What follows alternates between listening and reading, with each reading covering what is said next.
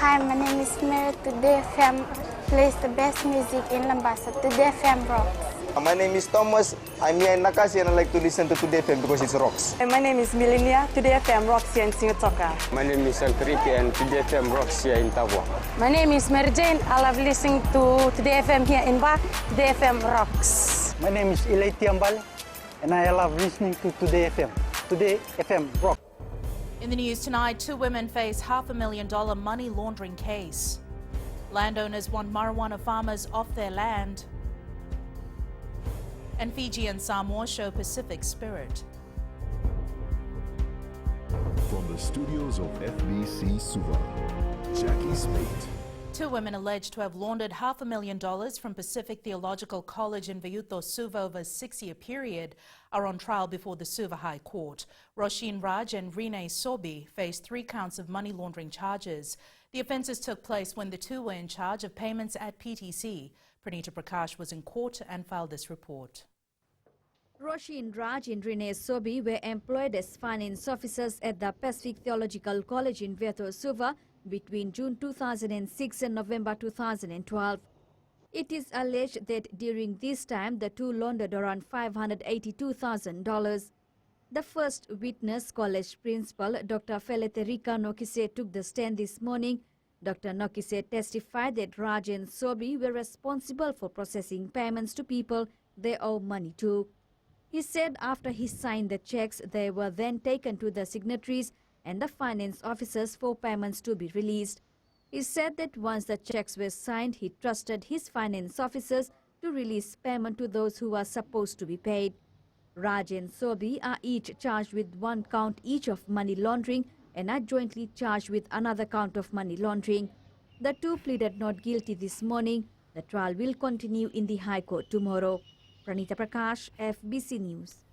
Waimbao landowners in Naitaasiri plan to present a submission to the Ithauke Land Trust Board to establish an agreement that would nullify a lease if there were legal activities on the land. This is after the landowners found out that some leasees were allegedly planting marijuana on their land. Anaravula reports that according to police, these marijuana plants were uprooted 3 weeks ago. Landowners of Waimbao Naitaasiri are concerned that some of their lessees have deviated from the initial reason for leasing their land. They are not doing what they're supposed to do. The reason why they came to lease our land is to cultivate the land for their daily living and also sell their produce, not planting marijuana.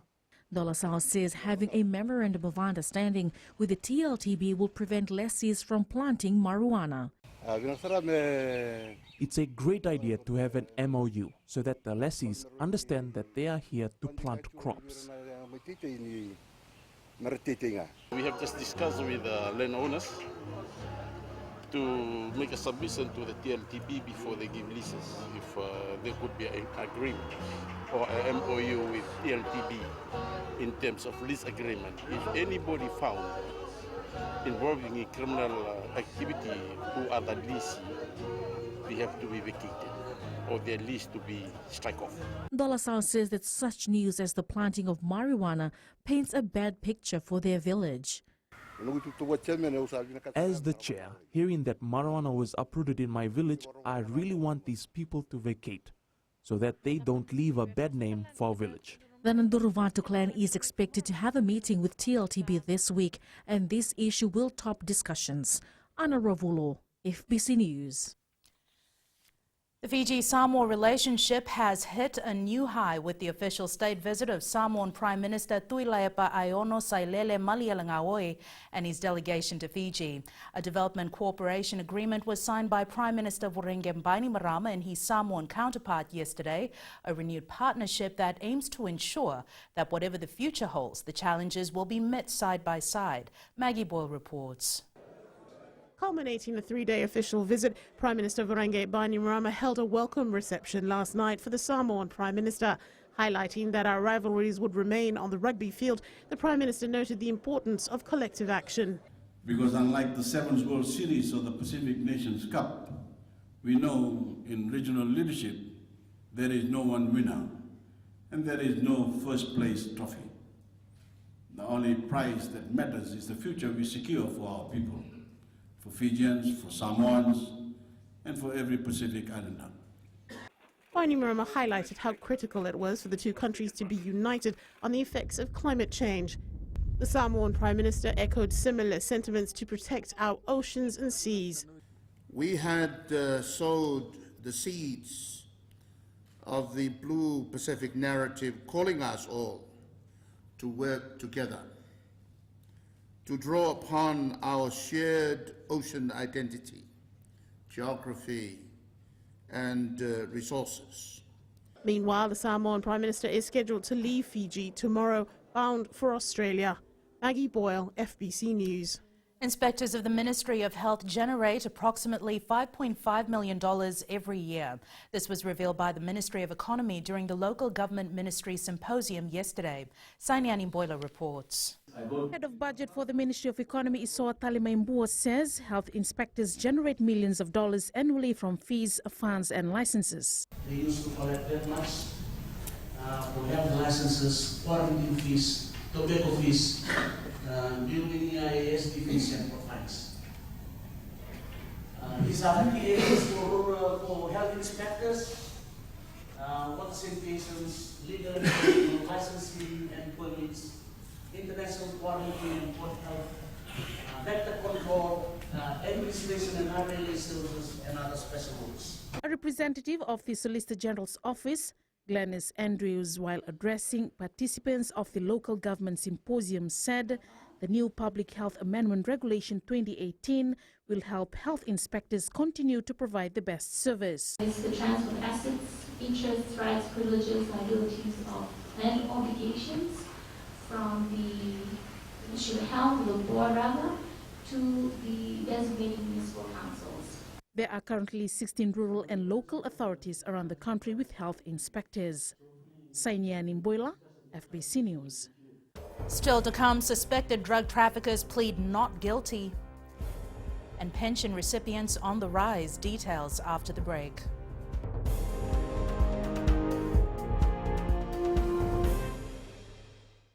Bula, neva ngomal kay leloma, ngongay nakas ondo magrong ng Bula FM, nambandua na sere. Hoya ubasit sai sa lambasa, ya ondo talita na warong ng Bula FM, nambandua na sere. Guya do tumeli ako na tao no hinga toka, talita kina na warong ng Bula FM, nambandua na sere. Wana tunga ng Bula FM, nambandua na sere nawaluan. Na vengo fane na tao ne ngo singa toka, kita ondo talita ka ng Bula FM, nambandua na sere. Bula FM, nambandua na sere.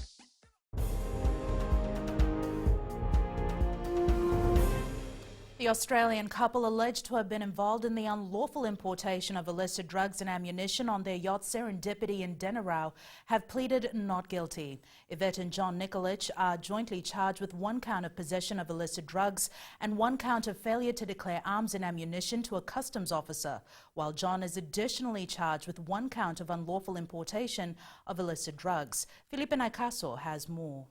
Yvette and John Nikolic informed the Lautoka High Court they understood the consolidated charges which were read to them today. They were charged after drugs, arms and ammunition were found on their yacht on June 22nd. The prosecution stated that they'll be filing additional disclosures within 14 days. These will include the detailed statements of the customs officer and the medical report for John. It's alleged that John imported 12.9 kilograms of cocaine and the couple had in their possession 34.4 grams of methamphetamine and cocaine tablets, all with an estimated value of $20 to $30 million. It's also alleged that they failed to declare guns and ammunition in their possession. The case will be called again on the 11th of next month. Felipe Naikaso, FBC News. There's been an increase in the number of recipients under the Social Welfare Pension Scheme over the last 2 years. There's currently more than 30,000 pensioners under this program, and the ministry expects more to be part of the program as studies have shown that Fiji will have a more elderly population by 2050. Kelly Vadala has more. The Social Welfare Ministry holds the largest pensioners pool in the country compared to other funds that deal with pensions like FNPF and the Fiji Pensioners Association. For the last 2 years, we have seen a significant increase because we have been dropping the age from 70 to 68 to 66 and recently last year 65. And so with that, people are turning 65 every year. So yes, we have seen significant increase. It's about 32,000 recipients on the social pension scheme. Currently, pensioners over 65 years receive $100 a month from the Ministry of Social Welfare's pension scheme to assist them with some of their needs. We expected it. The demography shows that by 2050, there will be more older people in Fiji compared to the younger generation. At the moment, it's a different pyramid. We expect that we will be aging more. But the other thing that we do know, that women age better than men. Recipients part of this government assistance have no form of income and have never been beneficiaries of a superannuation scheme. Kelly Vadala, FBC News. The Suva High Court has refused to grant bail to 2 Cyprus nationals alleged to have conducted multiple transactions involving 400 foreign cards at BSP ATMs in December last year.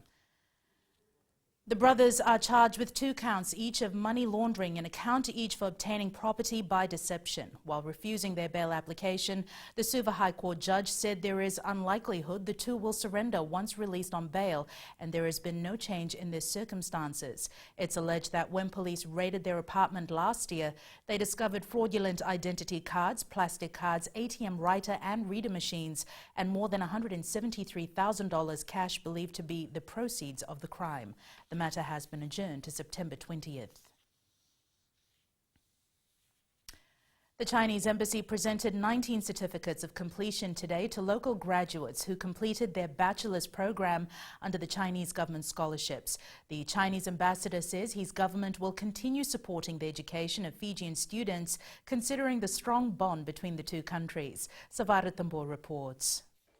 The programs for study being undertaken by Fijians range from law, sociology, engineering to language and culture.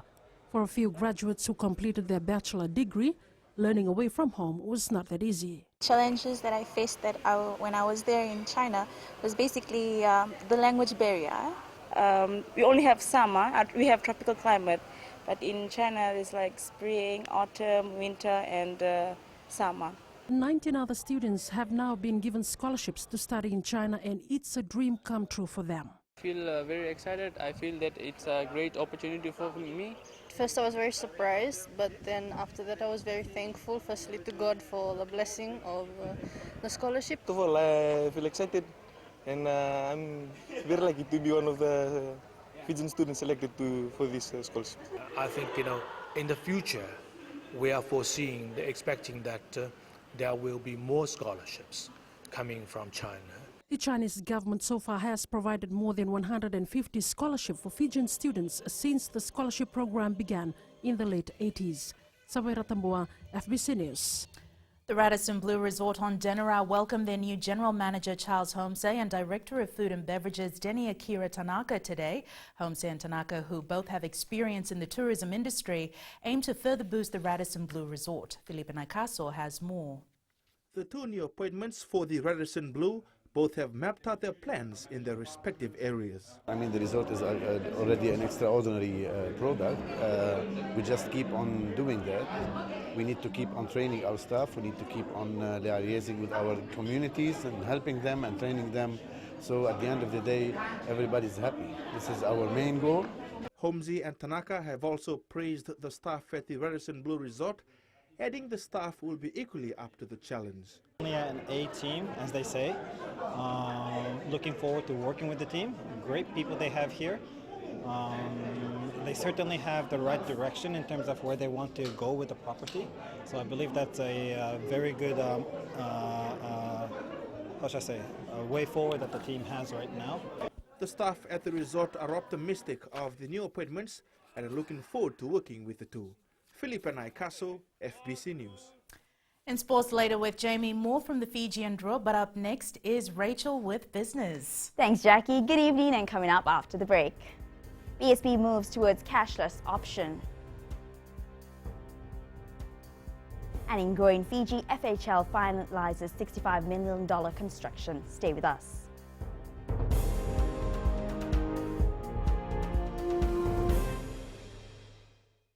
Voila, I am Eleanor. For the best classic hits, I only listen to Gold FM here in Singatoka. Gold FM, only the classic hits. My name is Senirawa. I love listening to Gold FM here in Nosuri, Gold FM, only the classic hits. My name is Dino. I'm from Outrigger, Coral Coast, Singatoka. I love listening to Gold FM, only the classic hits. My name is Salote. I love listening to Gold FM here in Nosuri, Gold FM, only the classic hits. Bula, my name is Marida. Gold FM plays the best classics here in Outrigger, Singatoka. Gold FM, only the classic hits.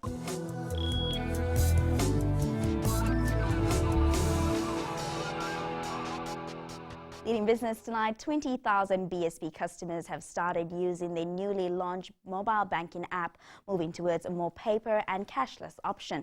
The app has some new enhanced features aimed at bringing convenience to its customers' fingertips and at the same time reducing time spent in lines to do manual banking. Here's more details.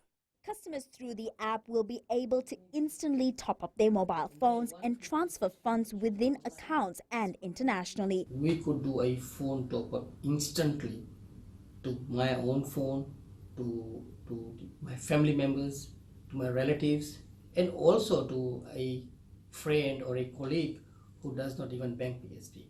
So this also allows you to make foreign currency transactions. Of course, it has to be within the guidelines and regulations of the central bank, and that has been taken well care of. BSP assures customers do not need to worry about security when doing mobile banking. The username is very common and unique, and likewise you have the ability to set your own password, so it originates from there. And then further to that, the system will lock you out after a certain time of inactivity. So that's the second level of security feature there. Then thirdly, and the most important one is if you happen to create a new pay, for instance, you have to go through a second level authentication process. BSP says it also has plans to add more services to its existing platform. And we now join Sean from HFC Bank with the latest from the money world. Let's have a quick look at Forex market today. The Australian dollar lost ground in early trading but recovered after Wall Street's opening. The Aussie suffered at the beginning of the day as political unrest in Australia continues, with the new government losing confidence. Meanwhile, there was optimism over the state of global trade negotiations, given that Mexico and the US have concluded a deal. This brings in fresh hope for further concrete discussions for Canada and the Chinese relations with the United States. Looking to the Reserve Bank of New Zealand, Governor O has reiterated that the central bank intends to hold policy rates low for an extended period of time, which is likely to keep a lid on short-term interest rates and the Kiwi dollar. And that's all the latest from HFC Bank for now. Finaka. Thanks, Sharon. Taking a look at the currency exchange rate set this morning for the Fijian dollar. In an active market, our dollar gained strongly against the Chinese yuan, the US greenback and the PNG kina, but was down slightly against the other currencies we cover. As for the commodities market, everything was up. The price of oil continued to rise, closing at $69 per barrel. Gold closed up at $1,209 an ounce and silver closed at $14.86 an ounce.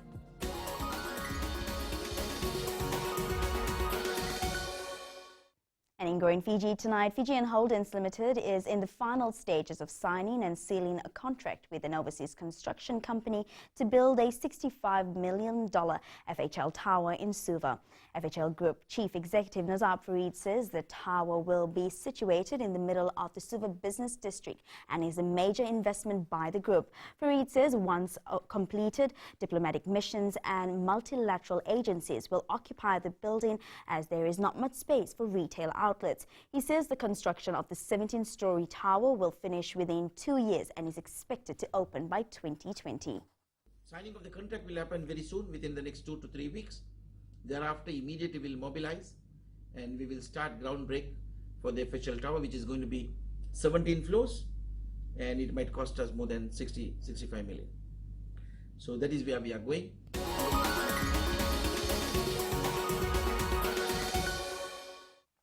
And that's business for tonight. Jamie joins you now with sports. Thank you, Rachel. Before you go, the FBC News team would like to wish our special unicorn a very happy birthday. Hope you enjoy your evening. In sports tonight, Vularika ready to make his debut for Fiji and draw in NRC. And chances slim for Fiji cricket team after 2 consecutive losses. This and more coming up.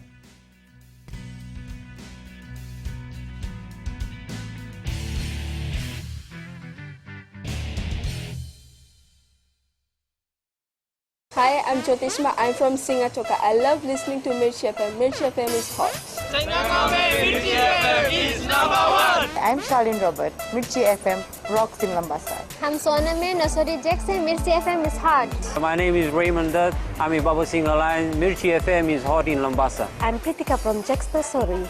I love listening to Mirchi FM here in Nasori. Mirchi FM is hot. Mirchi FM, it's hot.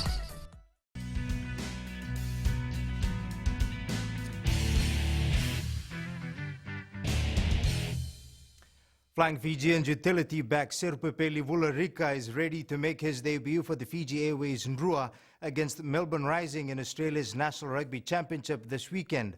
Vularika, who missed selection last year with a wrist injury, is expected to add extra firepower to the team alongside Flying Fijian halfback Frank Lomani. Vasil Prasad reports. The Fijian Drua expects a smooth sail when they begin their journey against Melbourne Rising on Saturday, and the inclusion of experienced utility Sirupepeli Vularika makes them stronger. Last year I really wanted to play, but I couldn't because of my wrist injury. So I was doing my rehab, everything, trainings. Drua coach Senirusi Seruvakula has hinted that Vularika will start at fly half, while Frank Lomani will be the halfback in the first game. Something that I'm really looking into. We can put Vularika at 10 and then Frank at 9. These two, they play different kind of game. With only 3 days until the first match, Vularika believes the Drua can beat the Rising. It's can't wait to get in the field, so the home crowd, how they can do it from last year. While the players are confident, Seruvakula says Rising's forward will be tough to beat on the game day. Looking at the Melbourne Rising team that will be flying over this week, so the forwards will be made of the 8 forward that they'll put on the field on Saturday will be all Super Rugby players. The team failed to make a successful journey last year, but this year the Drua hopes to anchor after completing its mission. Vashnil Prasad, FBC Sports. The Fiji Airways Flying Fijians have dropped a place on the latest World Rugby rankings released today. The national men's rugby team sits in 10th place now, while Argentina moves to 9th following their recent win over South Africa. The result of that match also affecting South Africa, who drops to 7th position, while Scotland moves to 6th. Meanwhile, there's no change in the top 3, with Wales in 3rd place, Ireland in 2nd, and New Zealand heading into its 9th year straight as the world #1 team. The Fiji cricket team's chances of progressing to the next stage of the ICC East Asia T20 regional qualifiers look slim after being handed its 2nd straight loss at Albert Park. After being beaten by Vanuatu by 37 runs earlier in the day, Fiji's dismal performance on day 3 of the competition continued against Papua New Guinea, where they were all out for 31. John Tambori reports. It was a poor effort from Fiji as they failed to execute the basics against Vanuatu today. The problem is that there's a collapse of batting in our middle order. Our 2 open batsmen, they did well, but there was a collapse of batting from our middle order batters. That's what cost us the game. Despite the loss, Fiji is still favoured to finish in 2nd place and progress to the next stage of the regional qualifiers. Fiji are probably in the box seat at the moment with 2 wins up their sleeve, but there's 2 games to go, so anything could happen. Tomorrow's match against Samoa will be do or die if Fiji want to keep its ICC World Cup playoff hopes alive. More than 120 runs, which the boys have done. But tomorrow, it's just a matter of winning the game. They will surely secure a spot into to be the 2nd favourites for this tournament. Cricket is still a minor sport in the country. Should Fiji qualify to the next stage of the ICC playoffs, this could really boost the growth of the game in the country. John Tabore, FBC Sports. Vodafone Fiji football coach Christophe Gamel has included 5 under-19 players in his extended squad to prepare for the international friendly match against the Solomon Islands next week. Fiji under-19 captain Savanatha Mbalindrokonroka, goalkeeper Alzar Alam, defenders Kishan Sami, Muhammad Ramzan and Ratundao have been drafted into the national team. Meanwhile, overseas-based Roy Krishna and Scott Wara are also in the side and are expected to arrive into the country early next week. Fiji plays the Solomon Islands at 7 p.m. next Wednesday at Suba ZNZ Stadium. It's back to business for Patrick Bauer after being appointed Fiji's head of delegation to the 2019 Pacific Games in Samoa. With years of experience in the role, Bauer has wasted no time and has already mapped out his plans for Team Fiji. John Tambori reports. Teamwork will be the motto of the Fiji team when preparing for the 2019 Pacific Games. At the end of the day, we cannot survive if we're not all a team. Every team member has to play their part. Selection criteria for athletes will be under the spotlight for Bauer and the team. The criteria, we expect things like the character of the athlete, whether they need to attend all the training sessions, or whether there's compulsory trials. So as an athlete, I need to know if there's compulsory trials, I have to make sure I'm there. And so all of that must be given out to the athletes. Athletes are not the only ones in the spotlight, as team leaders are also expected to set the standards for their individual teams. We want the athletes to know they have a leader, that they will get down to the grounds. It's a 4 o'clock start to our training. The leader was there half an hour or an hour before the athletes arrived. In 1963, Fiji hosted and won the first Pacific Games here in Suva. This was also the last time Fiji won the competition, so to taste victory again, the preparation has to start today. John Tabore, FBC Sports.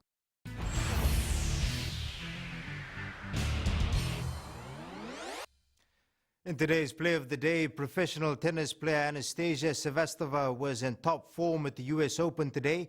The Latvian player showing her class with a clinical drop shot in her win over Donna Vekic of Croatia.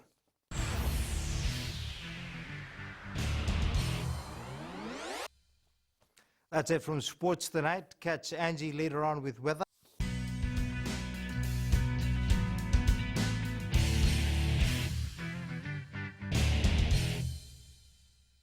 Narang golesenya, Obama kita nakas, dorong-rong na kape, na radio Fijuan, nandong mo. Ayaw benyana, kita barong na radio Fijuan, nandong mo wisi, hinga toka. Guelo ilaisa hinga toka, rong-rong na heramakawa na Radio Fijuan hinga toka. Radio Fijuan, nandong mo viti. It's weather time now with Angie.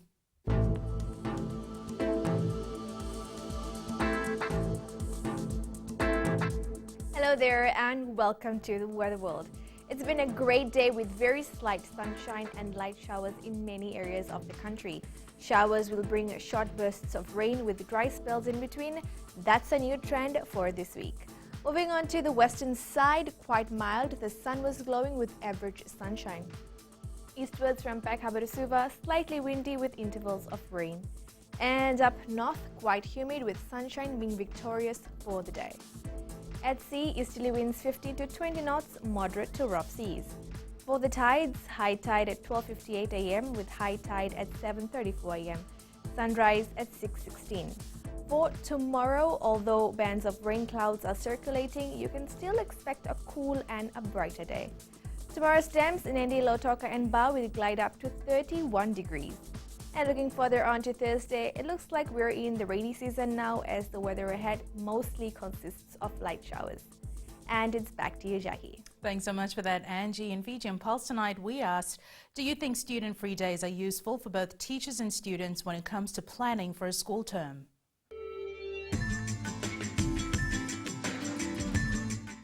It freshens up their mind from all the hard work they've done in the previous terms. I do not think it's a good idea because teachers are given more time to prepare for the next school term.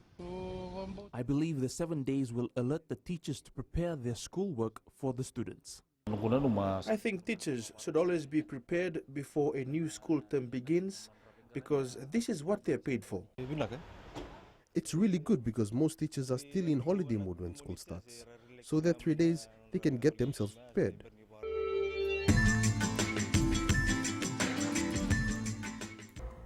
Recapping the main stories for tonight, 2 women face $500,000 money laundering case. Landowners want marijuana farmers off their land, and Fiji and Samoa show Pacific spirit. Now for these stories and others, you can tune in daily to our sister radio station Gold FM. To our poll question segment, this week we're asking, should there be more counsellors and facilities set up for Fijians battling depression? Visit our FBC website to answer. Before we go, our shot of the day sent in by Joe Tumburuarua Nakalevu. Here's a plane preparing to land at the Nausori airport. Remember, you can send us newsworthy pictures and videos on email fbcnews@fbc.com.fj or share it with us via Facebook page FBC News. You can also follow and tweet us your news tips at FBC_news or simply hashtag FBC News. That was your FBC News for tonight. From the team and I, stay safe. Good night.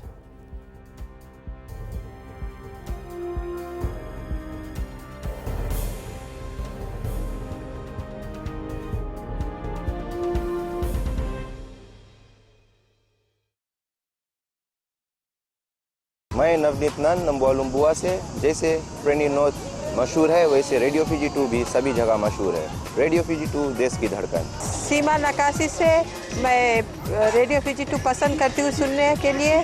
Radio Fiji 2 देश की धड़कन। मैं हूँ uncle king Sigatoka town के taxi driver. जैसे rugby famous है, वैसे radio Fiji 2 famous है। रेडियो फिजी 2 देश की धड़कन।